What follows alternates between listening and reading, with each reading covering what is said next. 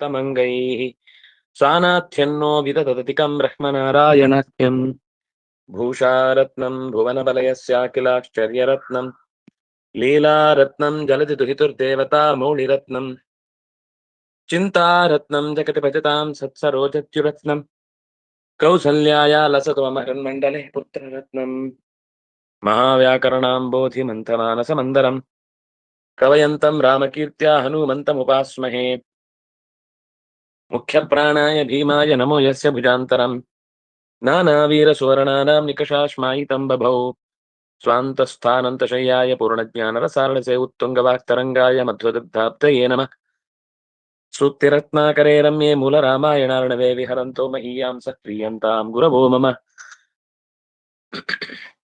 वाल्मीकिर्गौः पुनीयान्नः महीधरपदाश्रया यद्दुग्धमुपजीवन्ति कवयस्तरणका इव स्वस्त्यस्तु सताम् हरिः ओम्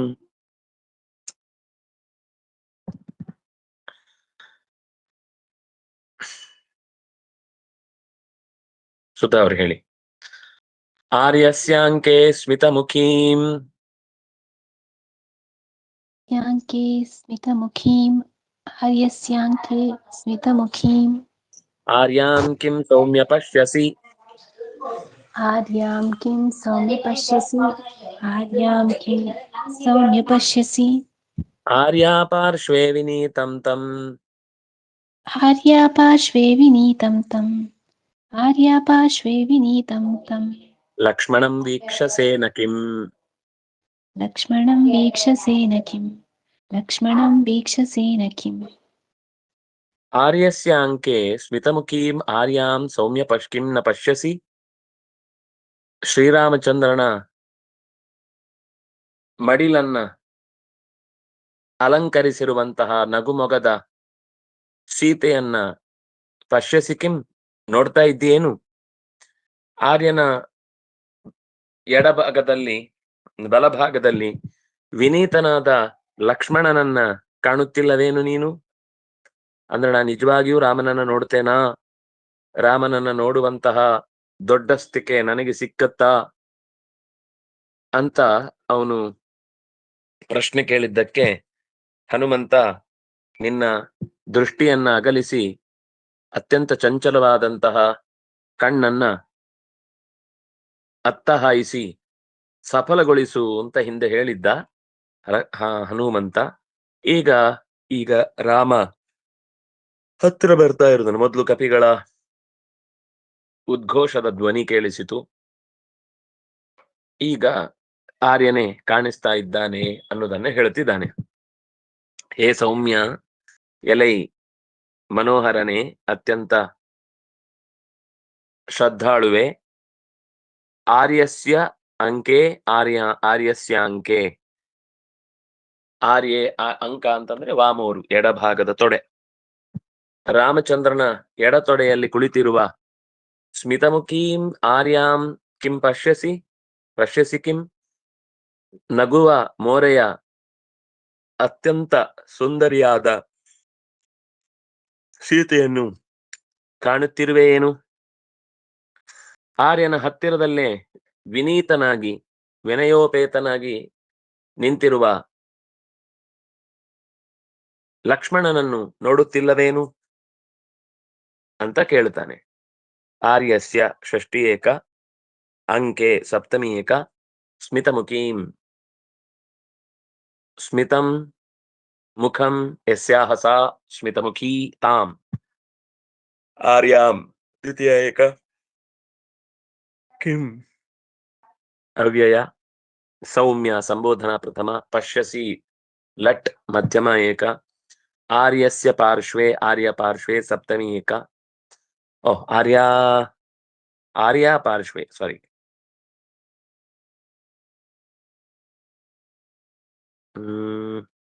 ಅಥವಾ ಆರ್ಯ ಪಾರ್ಶ್ವ ಆದ್ರೆ ಚೆನ್ನಾಗಿರುತ್ತೆ.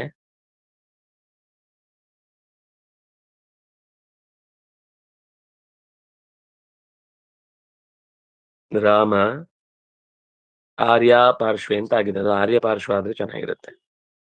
ಆರ್ಯಸ್ಯ ಪಾರ್ಶ್ವೇ ಆರ್ಯ ಪಾರ್ಶ್ವೇ ಸಪ್ತಮಿ ಏಕ, ವಿನೀತಂ ದ್ವಿತೀಯಾಭಕ್ತಿ ಏಕವಚನ ತಂ ದ್ವಿತೀಯಾಭಕ್ತಿ ಏಕವಚನ ಲಕ್ಷ್ಮಣ ದ್ವಿತೀಯಾಭಕ್ತಿ ಏಕವಚನ ವೀಕ್ಷಸೆ ಲಟ್ ಮಧ್ಯಮ ಏಕ ನ ಅವ್ಯಯ ಕಿಂ ಅವ್ಯಯ. ಮಂಜುಳಾ ಅವ್ರು ಹೇಳಿ.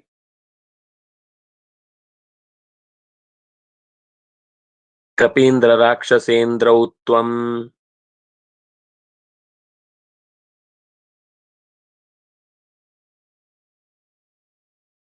ನವನಿಧಿ ಅವರು ಹೇಳಿ.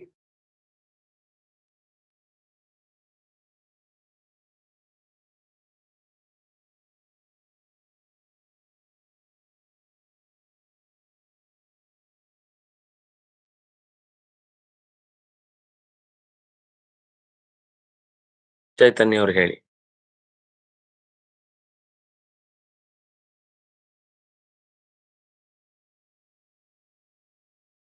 ಕೇಳಿಸ್ತಿದ್ಯಾ? ಕಪೀಂದ್ರ ಹೇಳಿ. ಕಪೀಂದ್ರ ರಾಕ್ಷಸೇಂದ್ರೌ ತ್ವಂ ಕಪೀಂದ್ರ ರಾಕ್ಷಸೇಂದ್ರೌ ತ್ವಂ ತೌ ಸುಗ್ರೀವ ವಿಭೀಷಣೌ. ತೌ ಸುಗ್ರೀವ ವಿಭೀಷಣೌ ತೌ ಸುಗ್ರೀವ ವಿಭೀಷಣೌ ಪಶ್ಯ ದೇವಸ್ಯ ಪಾರ್ಶ್ವಸ್ಥೌ.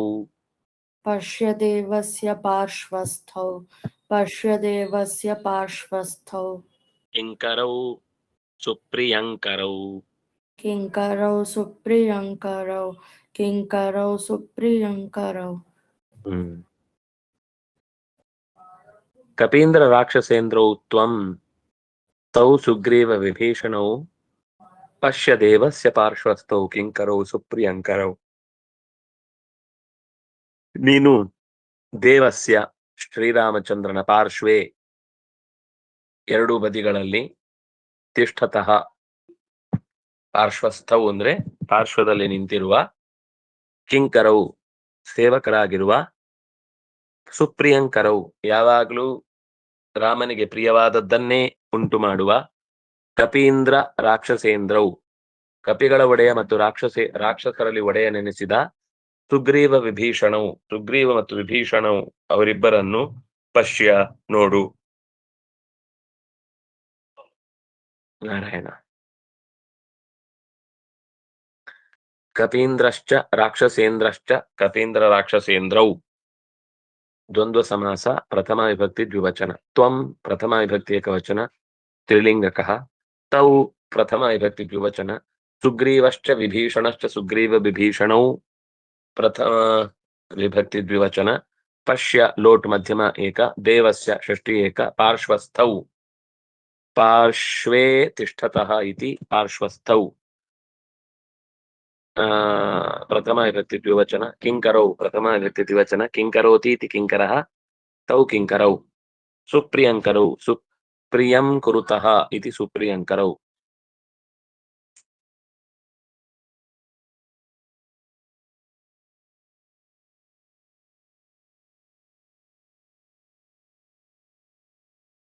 ಗುರುರಾಜ.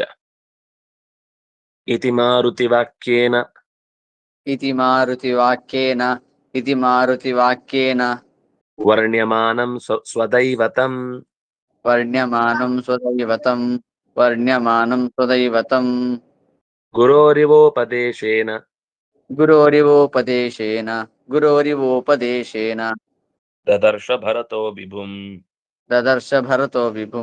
ददर्श भरतो विभुम् ಇತಿ ಈ ರೀತಿಯಾಗಿ ಮಾರುತಿ ವಾಕ್ಯೇನ ಮಾರುತಿಯ ಮಾತಿನಿಂದ ವರ್ಣ್ಯಮಾನಂ ಚೆನ್ನಾಗಿ ವರ್ಣಿಸುತ್ತಿರುವಂತಹ ಸ್ವದೈವತಂ ತನ್ನ ಭಾಗಕ್ಕೆ ದೇವರೆನಿಸಿದಂತಹ ರಾಮಚಂದ್ರನನ್ನು ವಿಭುಂ ಶ್ರೀರಾಮಚಂದ್ರನನ್ನು ಗುರೋರಿವ ಉಪದೇಶೇನ ಗುರೋರಿವ ಗುರುಗಳು ದೇವರನ್ನ ಪರಿಚಯಿಸುವಾಗ ಹೇಗೆ ಪರಿಚಯಿಸಿ ಅರ್ಥ ಮಾಡಿಸ್ತಾರೋ ಹಾಗೆ ಭರತಃ ದದರ್ಶ ಭರತನು ಇತಿ ಈ ರೀತಿಯಾದ ಮಾರುತಿಯ ಉಪದೇಶದಿಂದ ಮಾರುತಿಯ ಮಾತಿನಿಂದ ವರ್ಣಿಸಲ್ಪಡುತ್ತಿರುವಂತಹ ರಾಮಚಂದ್ರನನ್ನು ಗುರುಗಳ ಮಾತೆಂಬಂತೆ ಕಂಡ. ವಿಭು ಅಂದ್ರೆ ರಾಮಚಂದ್ರನಿಗೆ ಒಂದು ವಿಶೇಷಣ. ವಿಭುಂ ಅಂದ್ರೆ ವಿವಿಧ ರೀತಿಯಿಂದ ಕಾಣುವಂತಹ ವಿಶಿಷ್ಟ ರೀತಿಯಿಂದ ಕಾಣಲಿಕ್ಕೆ ಅನುಕೂಲಕರವಾದ ಗುಣಗಳಿಂದ ಕೂಡಿದ ರಾಮನನ್ನು ಗುರುಗಳ ಉಪದೇಶವೆಂಬಂತೆ ಕೇಳಿ ಕಂಡನು. ಅಂದ್ರೆ ಯಾವಾಗ್ಲೂ ದೇವರನ್ನು ಗುರುಗಳೇ ತೋರಿಸುವುದು ಅನ್ನೋದು ಒಂದು ಅಭಿಪ್ರಾಯ. ಇತಿ ಅವ್ಯಯ ಮಾರುತೇಹಿ ವಾಕ್ಯಂ ಮಾರುತಿ ವಾಕ್ಯಂ ತೇನ ಮಾರುತಿ ವಾಕ್ಯೇನ ತೃತೀಯ ವಿಭಕ್ತಿ ಏಕವಚನ ವರ್ಣ್ಯಮಾನಂ ದ್ವಿತೀಯ ವಿಭಕ್ತಿ ಏಕವಚನ ಸ್ವಸ್ಯ ದೈವತಂ ಸ್ವದೈವತಂ ಸ್ವದೈವತಂ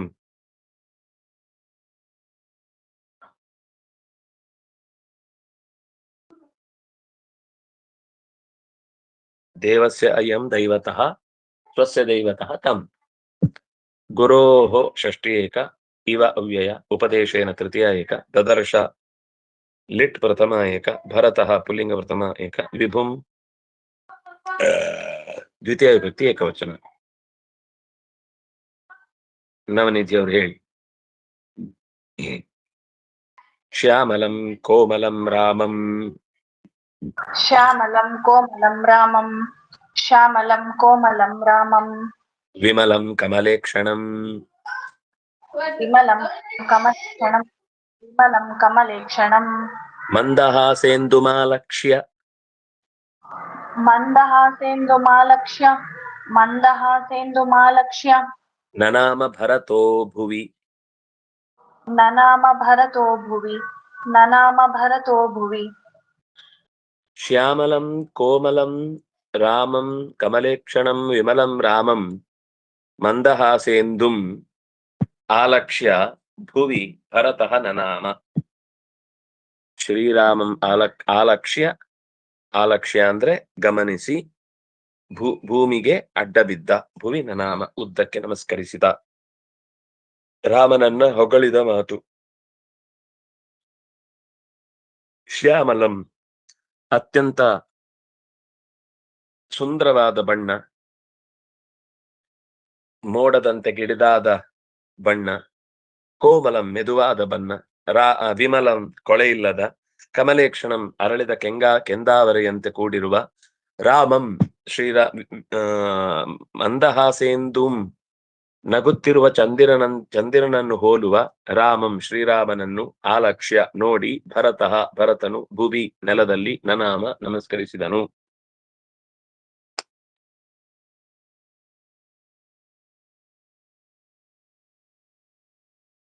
ಶ್ಯಾಮಲಂ ಕೋಮಲಂ ರಾಮಂ ವಿಮಲೇಕ್ಷಣಂ ವಿಮಲಂ ಕಮಲೇಕ್ಷಣಂ ಮಂದಹಾಸೇಂದುಂ ಅಷ್ಟು ಕೂಡ ದ್ವಿತೀಯ ವಿಭಕ್ತಿ ಏಕವಚನ.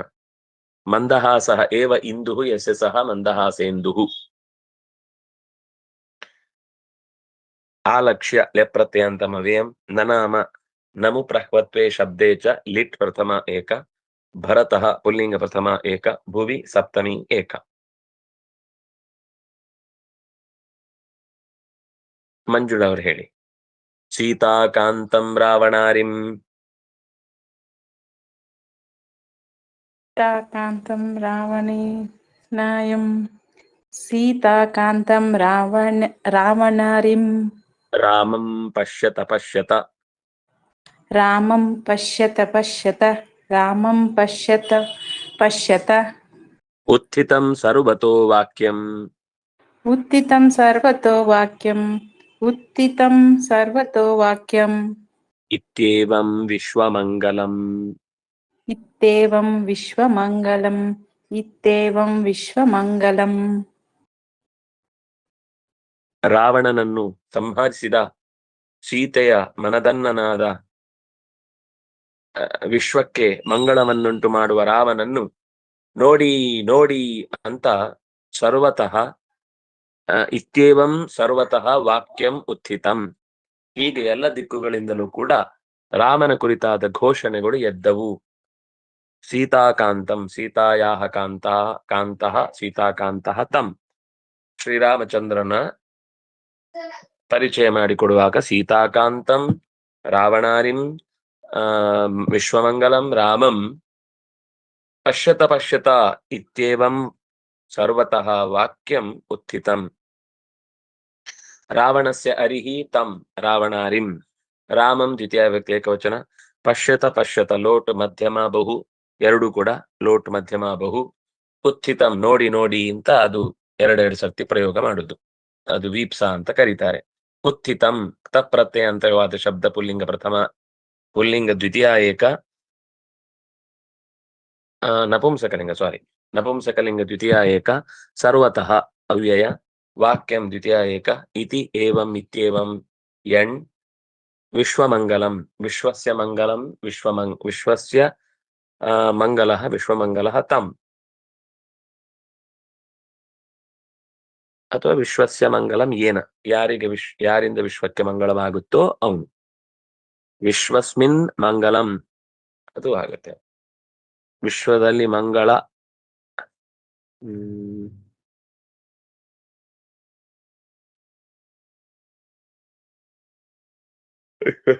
ಮಂಗಲಂ ಏನ, ಯಾರಿಂದ ವಿಶ್ವಕ್ಕೆ ಮಂಗಳ ಉಂಟಾಗುತ್ತೋ ಅವನು. ದ್ವಿತೀಯ ವ್ಯಕ್ತಿ ಏಕವಚನ.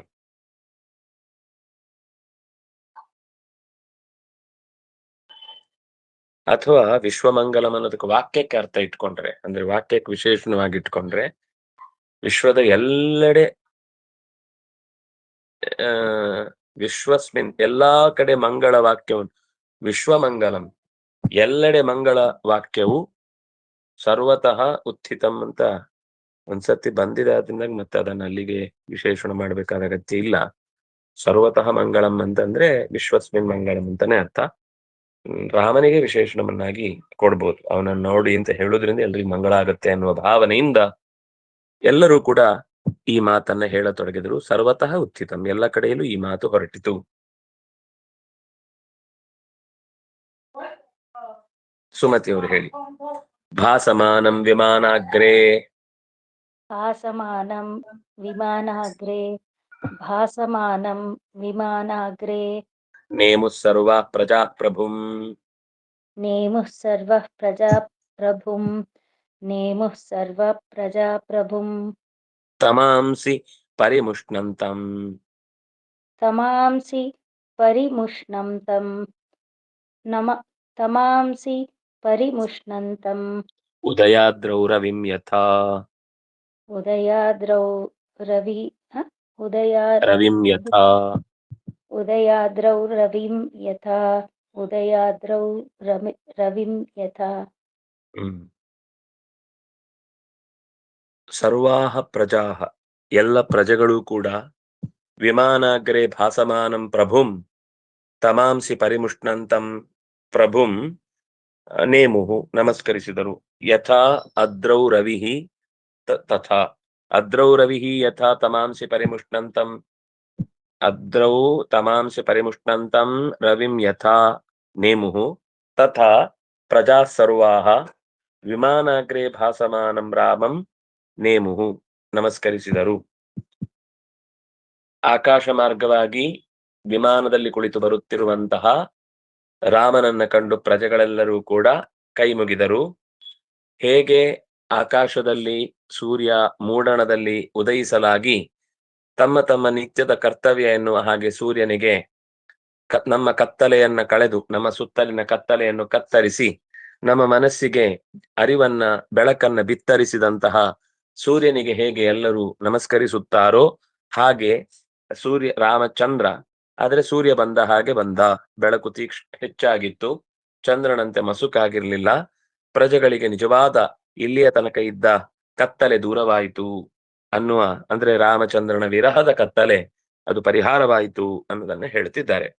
ಭಾಸಮಾನಂ ಶಾನಚ್ ಪ್ರತ್ಯಯಂತವಾದ ಶಬ್ದ ದ್ವಿತೀಯ ಏಕ, ವಿಮಾನಸ್ಯ ಅಗ್ರೇ ವಿಮಾನಾಗ್ರೇ ಸಪ್ತಮಿ ಏಕ, ನೇಮುಹು ನಮು ಪ್ರಹ್ವತ್ವೇ ಲಿಟ್ ಪ್ರಥಮ ಬಹು, ಸರ್ವಾಹ ಪ್ರಜಾಹ ಸ್ತ್ರೀಲಿಂಗ ಪ್ರಥಮ ಬಹು, ಪ್ರಭುಂ ದ್ವಿತೀಯ ವಿಭಕ್ತಿ ಏಕವಚನ, ತಮಾಂಸಿ ತಮಃ ತಮಸಿ ತಮಾಂಸಿ ದ್ವಿತೀಯ ವಿಭಕ್ತಿ ಬಹುವಚನ, ಪರಿಮುಷ್ಣಂತಂ ಕತ್ತರಿಸುವ ಕಳೆಯುವ ಅಪಹರಿಸುವ, ಪರಿಮುಷ್ಣನ್ ಅಂತ ಶತ್ರು ಪ್ರತ್ಯಯಂತವಾದ ಶಬ್ದ ದ್ವಿತೀಯ ವಿಭಕ್ತಿ ಏಕವಚನ ಪರಿಮುಷ್ಣಂತಂ, ಉದಯಾದ್ರೌ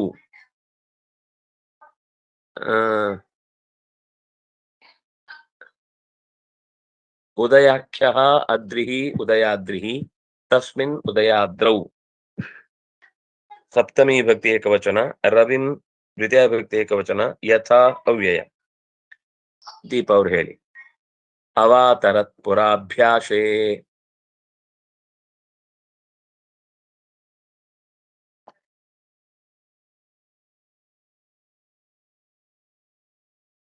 ಕೇಳಿಸ್ತಿದ್ಯಾ? ಇಲ್ಲ, ಈ ಕೇಳಿಸ್ತು. ಅವಾತರತ್ಯ ಪುರಸ್ಯಾಭ್ಯೆ ಅವಾತರಸ್ಯ ಪುರಾಭ್ಯಾಸೇ ಪುರಾಭ್ಯಾಸೆ ಪುರಾಣಪುರುಷಸ್ತತಃ ಪುರಾಣಪುರುಷಸ್ತತಃ ಸೋಭವತ್ ಸರ್ವಜಗತಾಂ ಸೋಭವತ್ ಸರ್ವಜಗತಾಂ ನೇತ್ರಚಿತ್ತಮಹೋತ್ಸವ ನೇತ್ರಚಿತ್ತಮಹೋತ್ಸವ ಪುರಾಣ ಪುರುಷ ತತಃ ಅಂದ್ರೆ ಆ ಬಳಿಕ, ತತಃ ಅಂದ್ರೆ ಆ ವಿಮಾನದಿಂದ, ತತಃ ಪುರಾಣ ಪುರುಷ ಪುರಾಭ್ಯಾಸೇ ಅವಾತರತ್ ತನ್ನ ಪುರದ ಅಯೋಧ್ಯೆಯ ಹತ್ತಿರವೇ ಇಳಿದ, ಅವಾತರತ್ ಇಳಿದ, ಸರ್ವ ಜಗತಾಂ ಎಲ್ಲ ಜನರಿಗೂ ಕೂಡ ನೇತ್ರಚಿತ್ತ ಮಹೋತ್ಸವ ಅಭವತ್, ಸಹ ರಾಮಚಂದ್ರನು ಸರ್ವ ಜಗತಾಂ ನೋಡುವ ಎಲ್ಲ ಜನರಿಗೆ, ಜನರ ನೇತ್ರಚಿತ್ತ, ನೇತ್ರಕ್ಕೂ ಚಿತ್ತಕ್ಕೂ ಮನಸ್ಸಿಗೂ ಕಣ್ಣಿಗೂ ಮಹೋತ್ಸವ ಉತ್ಸವವೆನ್ನುವಂತೆ ಅಭವತ್ ಕಂಗೊಳಿಸಿದ. ಮಹೋತ್ಸವ ಆದ್ರೆ ಹೇಗೆ ಸಂತೋಷ ಪಡುತ್ತಾರೋ ಹಾಗೆ ರಾಮಚಂದ್ರನೇ ಮಹೋತ್ಸವದ ಉತ್ಸವ ಮೂರ್ತಿಯ ಹಾಗೆ ಅಯೋಧ್ಯೆಯನ್ನ ಪ್ರವೇಶಿಸಿದ. ಜನಗಳಿಗೆಲ್ಲ ಬಹಳ ಸಂತೋಷ ಆಯಿತು ಅನ್ನೋದು ಒಟ್ಟ ಅಭಿಪ್ರಾಯ. ಅವಾತರತ್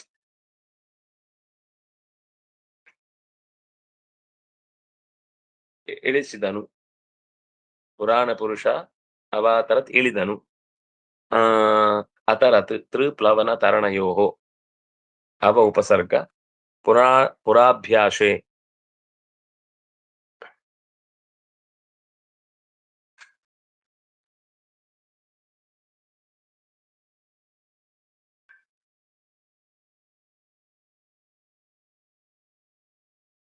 ಪುರಸ್ಯ ಅಭ್ಯಾಸಂ ಪುರಾಭ್ಯಾಸಂ ತಸ್ಮಿನ್ ಪುರಾಭ್ಯಾಸೆ ಪುರಾಣಶ್ಚಾಸೌ ಪುರುಷಶ್ಚ ಪುರಾಣ ಪುರುಷಃ ಪುಲ್ಲಿಂಗ ಪ್ರಥಮ ಏಕ ತತಃ ಅವ್ಯಯ ಸೋ ಅಭವತ್ ಸೋಭವತ್ ಪೂರ್ವರೂಪ ಅಭವತ್ ಲಂಗ್ ಪ್ರಥಮ ಏಕ ಸರ್ವ ಜಗತಾಂ ಸರ್ವಾಣಿ ಚ ತಾನಿ ಜಗಂತಿ ಚ ಸರ್ವ ಜಗತ್ ಜಗತ್ ಜಗತ್ ಜಗತ್ ಜಗಂತಿ ಸರ್ವ ಜಗಂತಿ ತೇಷಾಂ ಸರ್ವ ಜಗತಾಂ ನೇತ್ರಂಚ ಚಿತ್ತಂಚ ಚಿತ್ತನೇತ್ರೇ ಅಥವಾ ನೇತ್ರಚಿತ್ತೆ ನೇತ್ರಚಿತ್ತಯೋಃ ಅಥವಾ ಬಹಳ ನೇತ್ರಗಳು ಬಹಳ ಚಿತ್ತಗಳು ಅಂತಿದ್ರೆ ನೇತ್ರಾಣಿ ಚ ಚಿತ್ತಾನಿ ಚ ನೇತ್ರಚಿತ್ತಾನಿ ನೇತ್ರಚಿತ್ತಾನಿ ಚಿತ್ತಾನಾಂ ಮಹೋತ್ಸವಃ ನೇತ್ರಚಿತ್ರ ಮಹೋತ್ಸವಃ ಅಭವತ್. ರಾಮಚಂದ್ರನ ಬರುವಿಕೆ ಅನ್ನೋದು ಎಲ್ರಿಗೂ ಕೂಡ ಖುಷಿ ಕೊಟ್ಟಿತು ಅನ್ನೋದು ಒಟ್ಟು ಅದರ ತಾತ್ಪರ್ಯ. 48ನೇ ಶ್ಲೋಕ ನಾಳೆ ನೋಡೋಣ. ಶ್ರೀ ಹರಿಪ್ರಿಯತಾಂ ಶ್ರೀ ಕೃಷ್ಣ